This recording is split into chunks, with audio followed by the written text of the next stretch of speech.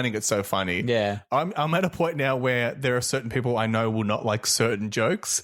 So I'll be like, okay, Damien, where's the filter today? Is it moderate? Like, are you putting safe search on or are you turning it off for these people? Like, I know when to put the filter on and when to turn it off for people. Yeah, it's fair. They didn't exercise that in that point, at that time. So, like, it's like a good comedian. You should know your audience. You should vibe the room and pick up if they're actually, ooh, tough crowd. Maybe I wouldn't do this political joke or this penis joke that might not land. But one question I feel like the crux of this question is, should they apologize for making the penis dip the next week?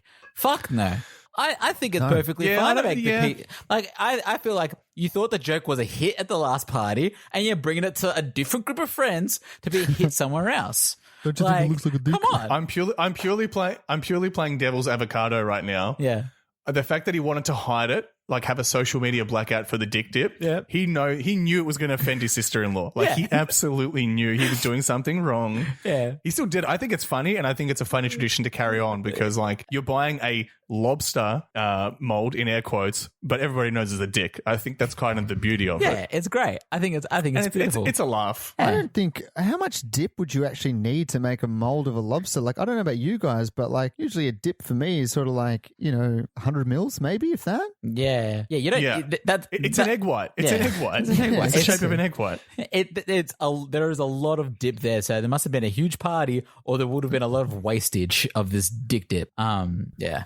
I think they're also just trying to be kind of fancy. You know what I mean? Yeah. Like, not fancy. Like, it's like the poor man's equivalent of an ice sculpture at a party. Yeah. You know I was what thinking mean? that, yeah. You're having a fancy dip mold. Or like a fondue fountain, like a chocolate fondue fountain. Yeah. Just a sloppy lobster just splattered on a plate. How do you guys feel about fondues? Bringing up fondue, I always find them disgusting.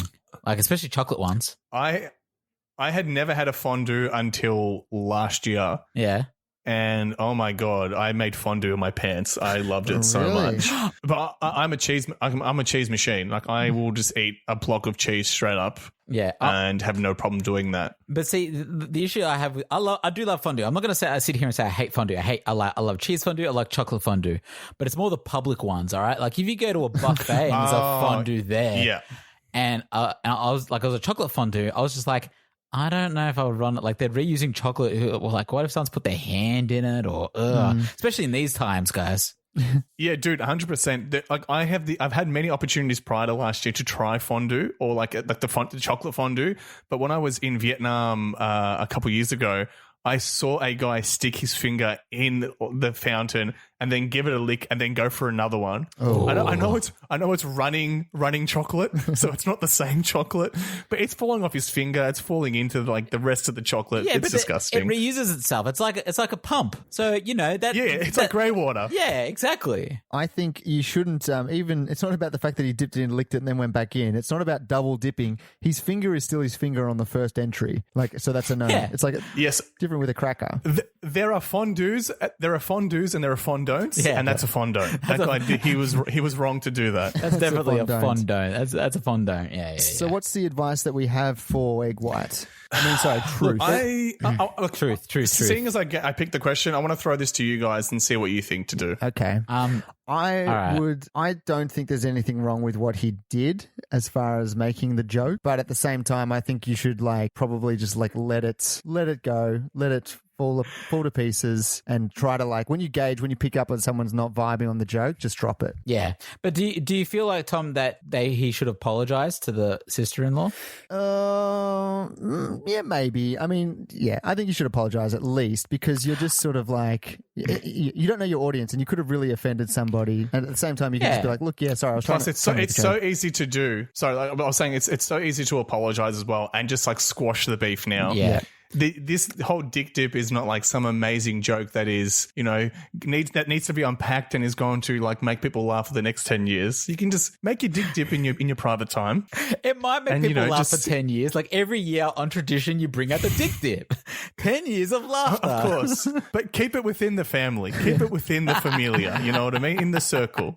I would say don't wait for a party to use the dick mold. Maybe you should take it to the beach in summertime. Maybe make a sandcastle with a big lobster mold. You know, you Dick can use it on many occasions. Yeah. That's true. All right. I think anything else? apologise, but they I think he should apologise, but their funny bones, the family's funny bones probably broken a little bit, I would say. Yeah. I think that's probably good advice. Maybe we should leave it there for truth and I think leave it there for the podcast as well. There's all the time we have, but great questions brought to the table as always. We had a couple of dropouts there, but I'll try and edit them out and no one will notice, except the fact that I did mention it. No one will know. Yeah, don't worry.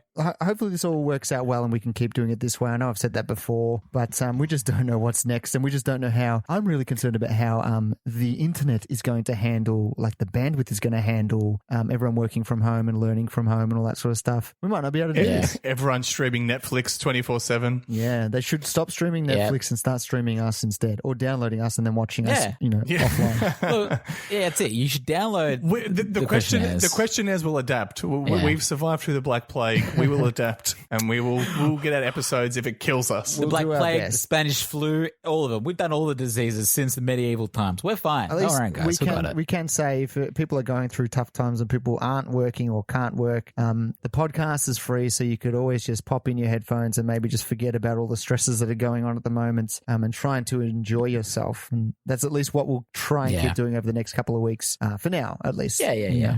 Not overpromise and underdeliver. But unfortunately, that's all the time we have for the show, guys. If you want to get in touch with us, you can email us at tqhpodcast@gmail.com. If you've got a question of your own or if you just want to say hi, we'd really appreciate it. But unless there's anything else, boys. No. That is all the time we have. Nope. Thank you to everyone out there for listening. Thank you, of course, to Marcus. Thank you, Tom. Thank you to Damien. Thanks, guys. And as we end every episode, Marcus, stay curious.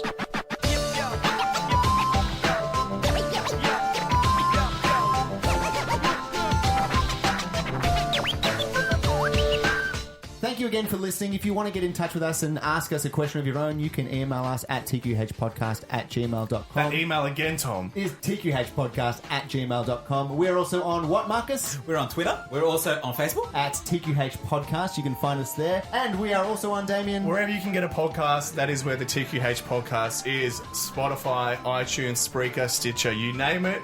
We're on there. And if you head over to iTunes, rate, subscribe, and leave a review, that would be fantastic. 5 stars if you think we deserve it. Thanks for listening.